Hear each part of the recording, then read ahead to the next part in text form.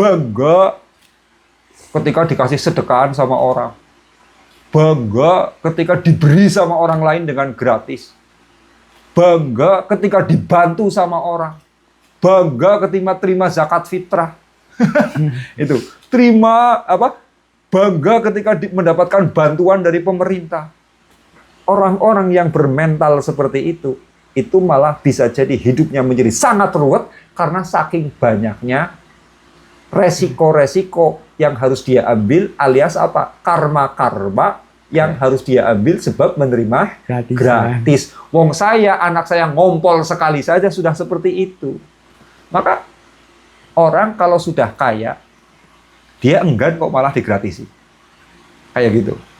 Karena menerima gratisan itu tidak ada power kayanya sama sekali, nggak ada. Ini. Sebab saya punya korek. Kenapa saya punya korek? Karena saya sudah membayar harga korek ini. Kekayaan itu selalu hadir kalau kita sudah membayar. Nah, orang gratisan itu membayar apa dibayar? Dibayar. Dia dapat apa? Gratisan. Ya, nggak dapat energi kaya, nggak dapat. Dia nggak punya, karena syarat punya korek ini adalah membayar.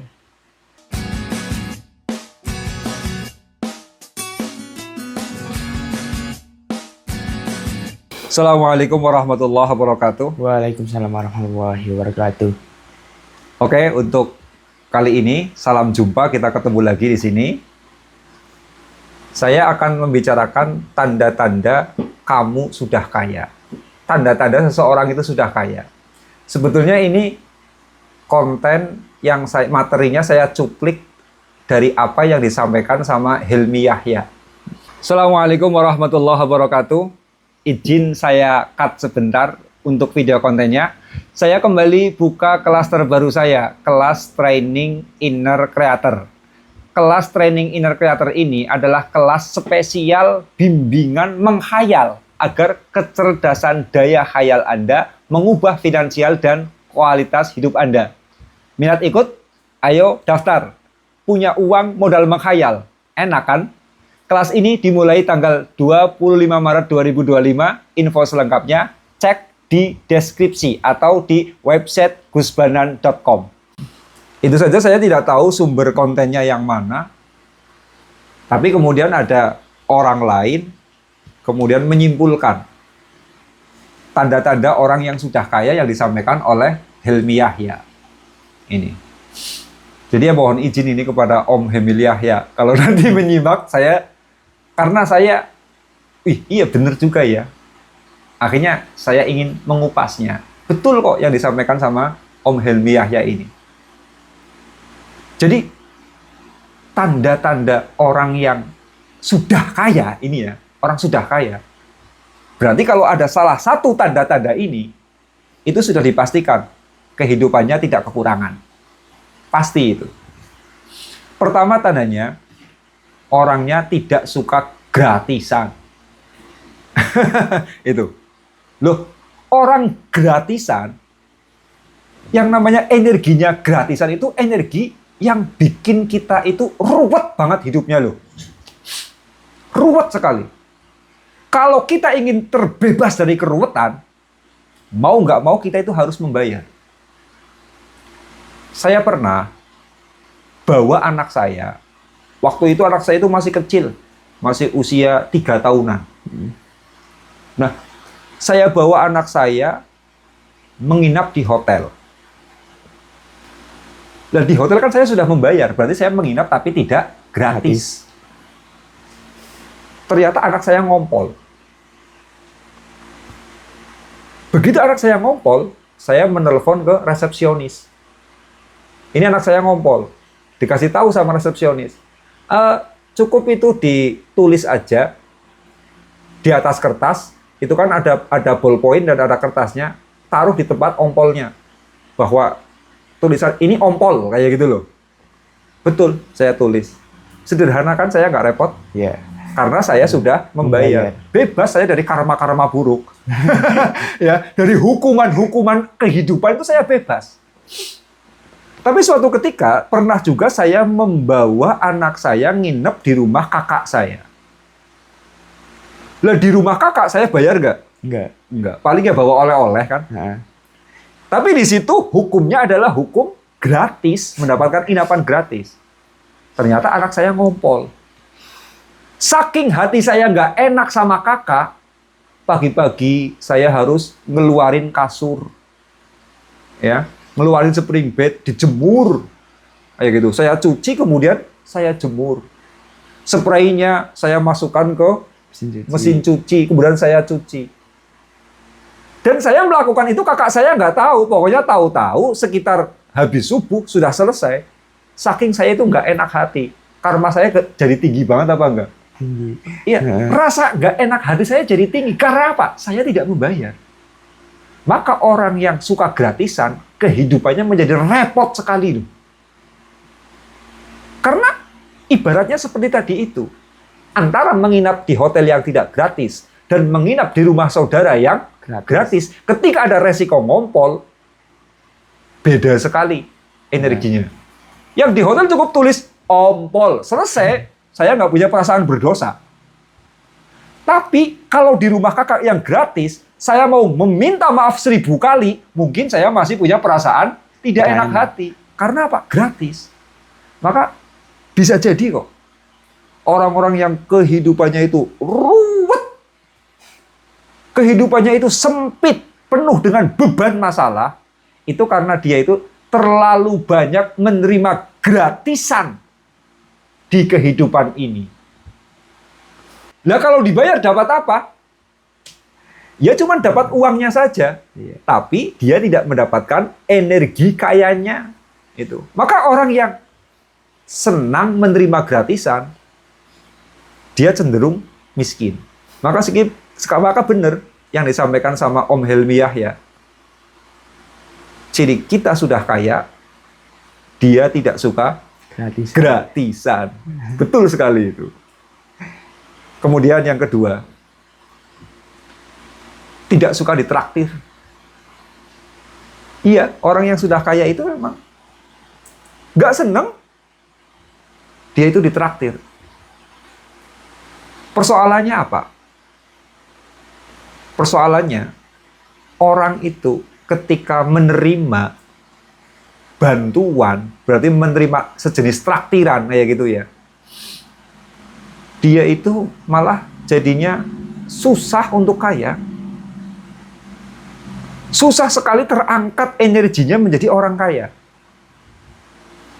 Karena kayak gini, saya membuat produksi konten YouTube. Ini yang menerima gaji, itu saya yang memproduksi atau para penonton yang menerima produksi saya. Yang membuat produksi. Yang menerima gaji adalah saya sebagai produsen. Penonton sebagai konsumen sudah mendapatkan manfaat.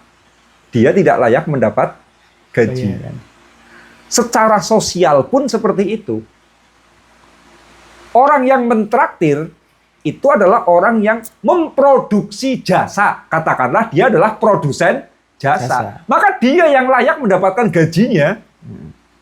Berarti yang layak untuk kaya adalah orang yang mentraktir. Dan sementara yang ditraktir cuma dapat artinya makanan, dimakan, kemudian keluar. Kayak gitu kan. Ya. Kemudian keluar menjadi kotoran. Dia cuma mendapatkan kotoran tinja saja. Kayak gitu. Maka sebab ini, ciri orang kaya betul. Dia itu nggak suka ditraktir. Karena ditraktir itu malah energinya jadi tidak nyaman. Energinya menjadi lemah. Energinya itu kemudian susah untuk mendapatkan rezeki yang makin melimpah. Itu.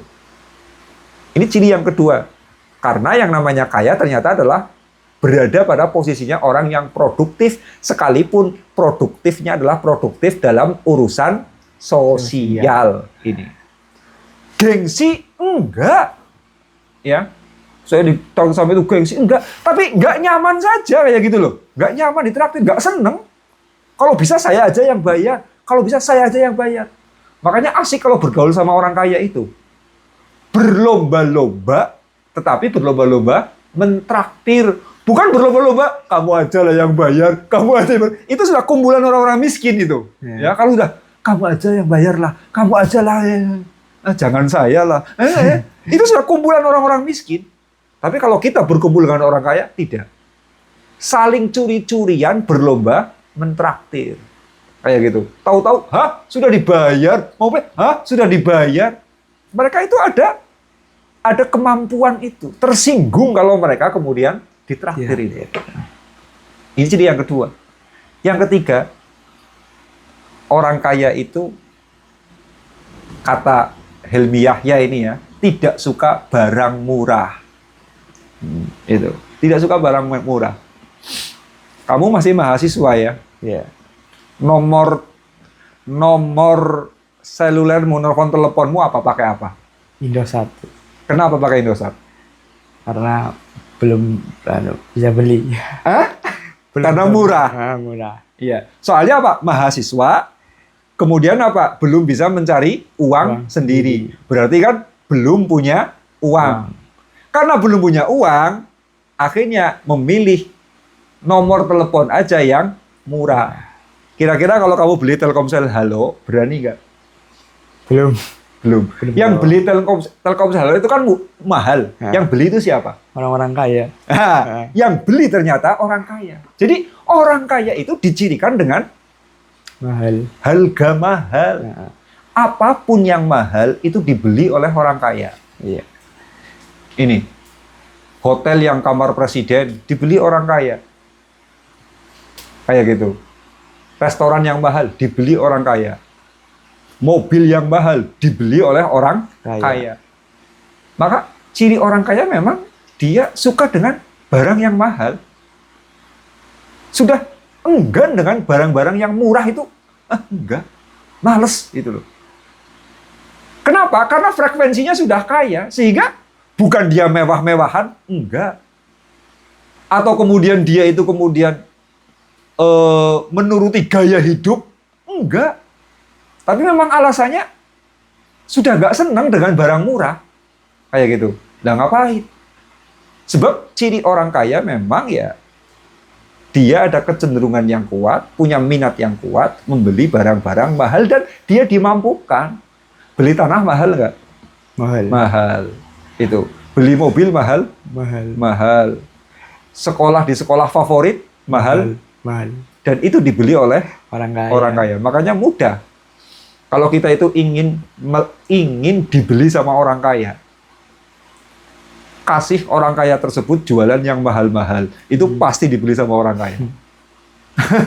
Kayak gitu. Menawarkan harga murah kok sama orang kaya, nggak laku. Yang laku itu harga yang mahal.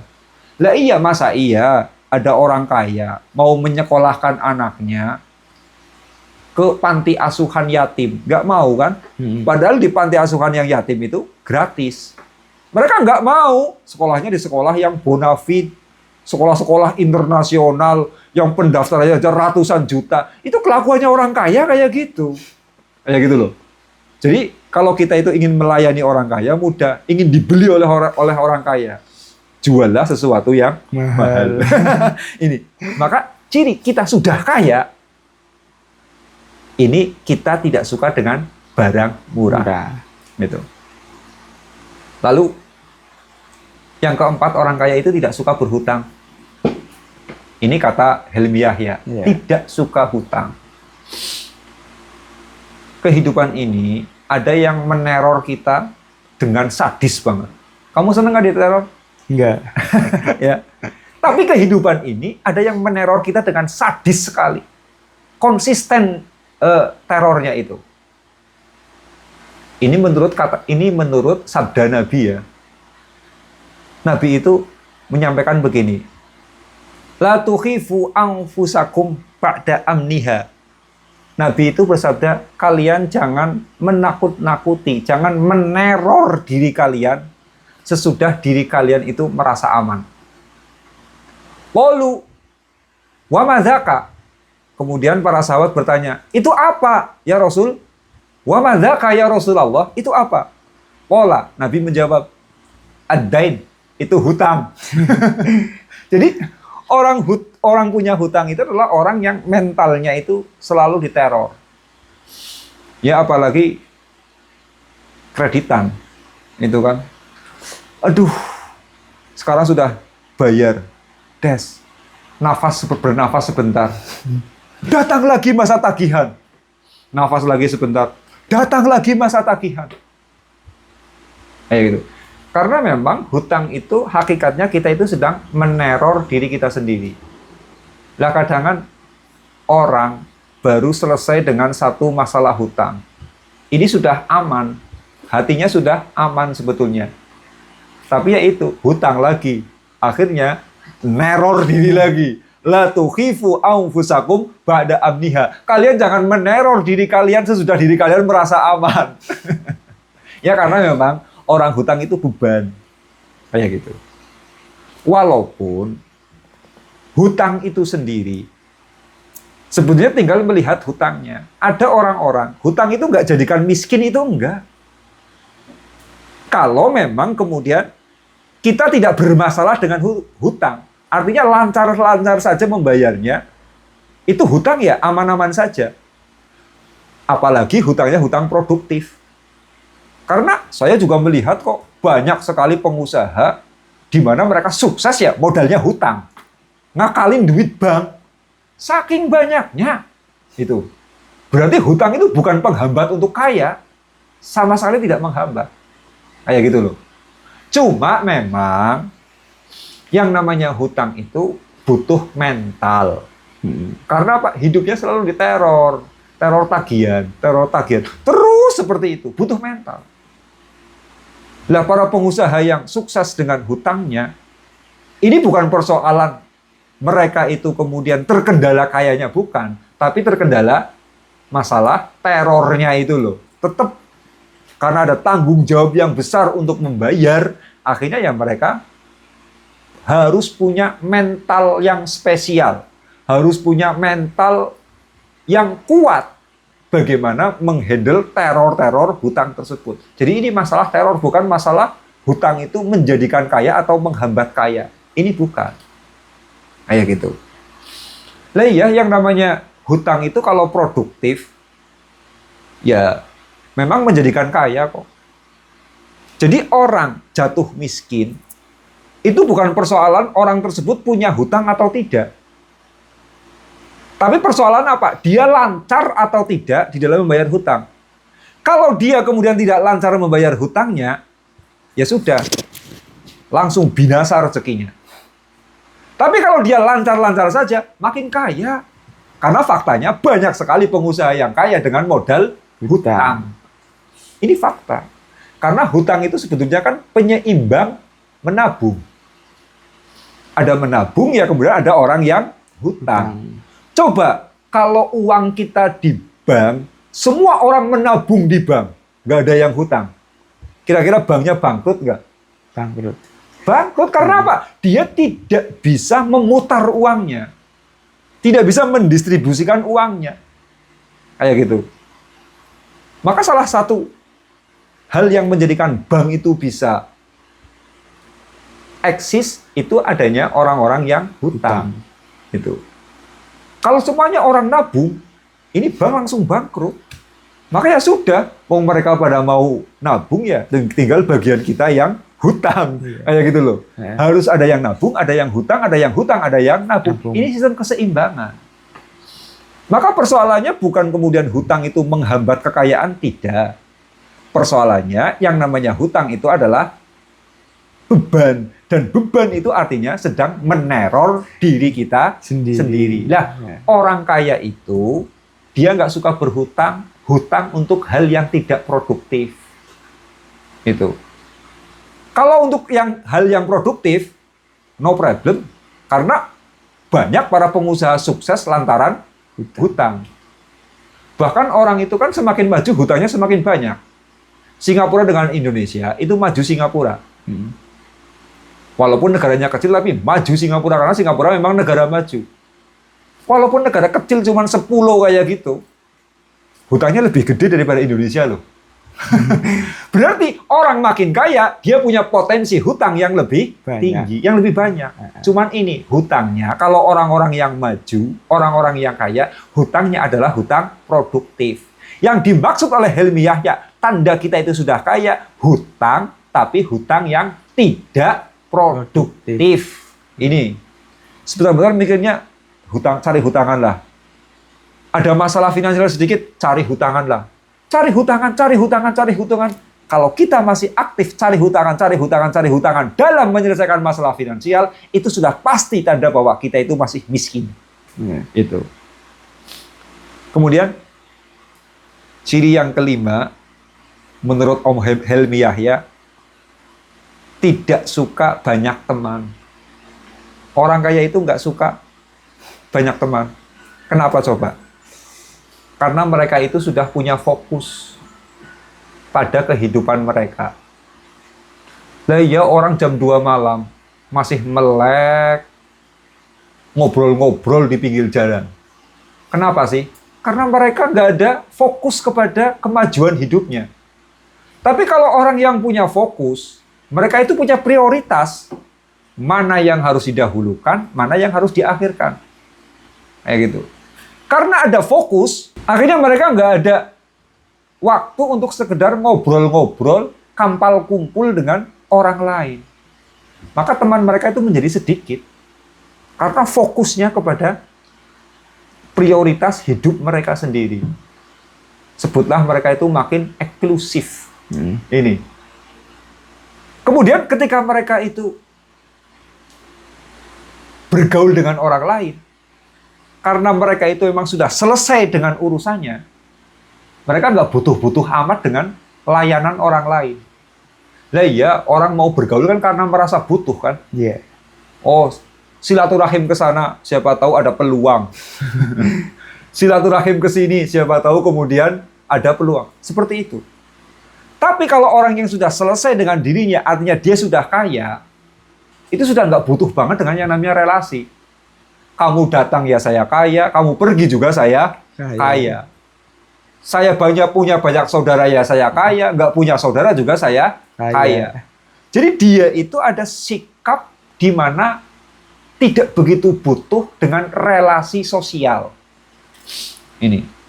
Maka orang kaya akhirnya apa? Mereka karena fokusnya yang begitu tinggi untuk membereskan hidup mereka, untuk menyukseskan hidup mereka, akhirnya mereka itu tidak begitu peduli dengan persoalan teman. Nggak suka kampal kumpul. Kayak gitu. Nggak suka ngobrol-ngobrol di pinggir. Enggak. Itu. Dan itu saya beberapa kali berkunjung ke negara maju. Ini memang beda banget budayanya negara maju dengan negara berkembang. Saya lihat di sinilah ya. Di sini kan yang namanya taman hiburan, taman kota banyak banget. Gunanya apa sih? Buat memfasilitasi orang ngobrol-ngobrol. Saking apa? Saking ya mungkin nggak ada kerjaan. Nggak ada fokus pada kehidupan mereka. Tapi kalau negara-negara maju, jam 8 malam sudah sepi. Ini. Mereka hanya fokus kepada diri mereka sendiri. Bagaimana mereka sukses. Mereka terhubung dengan orang lain apabila memang betul-betul ada urusan yang urgent. Betul-betul ada urusan yang memang itu harus diselesaikan. Selebihnya mereka ya bodoh amat dengan orang lain. Maka ya orang-orang yang hidup di negara maju, ini nggak banyak mereka itu kampal kumpul, nggak banyak mereka itu kemudian nganggur-nganggur, nggak banyak kemudian tempat-tempat ngobrol, ini jarang. Kalau di sini lah sebentar-sebentar ngobrol, itu. Tapi hampir di semua negara berkembang seperti itu karakternya. Itu. Di India, negara berkembang, di Pakistan ya sama seperti di sini. Banyak orang kumpul-kumpul ngobrol, saking nggak punya fokus bagaimana mereka itu berkembang. Ini. Saya merasakan sendiri kok. Saya merasakan sendiri. Ketika saya itu ada proyek-proyek untuk dikerjakan, kemudian dengan rasa tanggung jawab penuh, artinya saya itu tidak malas. Betul saya nggak begitu peduli dengan urusan-urusan sosial. Tidak begitu peduli dengan teman. Tapi di saat saya malas, aduh, ada tamu malah saya seneng. Tapi kalau saya itu sedang ada proyek yang saya kerjakan, ada tamu, saya itu kemudian jengkel. Karena apa? Aduh, ini mangkas waktu saya, harusnya digunakan untuk ini, malah ada tamu. Nggak seneng. Tapi kalau orang nganggur, orang nggak punya prioritas, ada tamu, wah ada teman ngobrol ini. Kayak gitu. Maka orang yang sudah kaya, dia itu tidak suka banyak teman. Karena dia fokus kepada prioritas hidupnya sendiri. Dan dia juga nggak begitu butuh-butuh amat untuk punya banyak teman. Karena dia itu sudah selesai dengan dirinya. Lalu yang keenam, itu dia tidak suka ngurusi hidup orang lain. Nggak usil. Cenderung cuek. Ya, cenderung cuek sama orang lain. Sebab apa? Ngurusi orang lain itu ribet. Ribetnya kayak gini loh. Umpama kamu membangun kedekatan dengan seorang cewek. Ya gitu. Berarti kedekatan hubungan asmara. Ya gitu. Lah, ketika kamu dekat dengan seorang cewek, ini akhirnya apa? Akan muncul resiko-resiko masalah-masalah asmara. Menghadapi cemburu lah, menghadapi ini itulah. Pokoknya masalah-masalah yang berhubungan dengan asmara itu muncul. Karena apa? Adanya kedekatan. Segala hal yang kita itu kemudian mendekatkan diri kita pada hal tersebut akan menjadikan kita itu ribet, muncul masalah. Kita mendekatkan diri dengan urusan dagang. Ya sudah, masalahnya dengan perdagangan. Ada orang hutang, ada orang menipu, kayak gitu. Ada mengalami kerugian, ada tidak laku. Itu semuanya menghantam diri kita. Karena apa? Kita berurusan dengan persoalan dagang. Kayak gitu. Kita berhubungan dengan agama. Mengurusi masalah agama. Yang muncul ya masalah agama. Difitnah orang, dicaci maki orang. Kayak gitu. Dan seterusnya. Yang kita hadapi adalah keribetan-keribetan dalam urusan agama. Jadi apapun yang kita membuka diri, lalu kita terhubung secara spesial, akhirnya akan menimbulkan masalah yang ribet. Kayak gitu. Lah sama, kalau kita terlalu banyak terhubung dengan orang lain, apalagi mengurusi hidup orang lain, masih gemar seperti itu artinya kita itu membuka diri untuk semakin ruwet. Ruwet tapi nggak menguntungkan, nggak apa, nggak ada duitnya, nggak apa. Kayak gitu. Nggak ada duitnya, nggak apa. Dulu saya itu suka loh, ketika ada pilpres, misalkan rame-rame pilpres, saya suka ngomong di media sosial. Artinya ikut komentar, walaupun saya bukan politikus. Kayak gitu. Tapi lama-kelamaan, loh, profesi saya politikus juga bukan. Ngapain saya ikut-ikut ngomong? Ada duitnya juga enggak. Bodoh amat lah. Tinggal pergi. Akhirnya cuek dengan kehidupan politik. Karena apa? Saya bicara politik ya kemudian nggak ada hubungannya dengan uang. Nggak bicara politik juga nggak ada hubungannya dengan uang. Ya sudah, saya fokus saja dengan pekerjaan, dengan profesi yang menghubungkan saya dengan uang. Lah, orang yang sudah kaya, dia tidak suka ngurusi hidup orang lain. Dia cenderung cuek.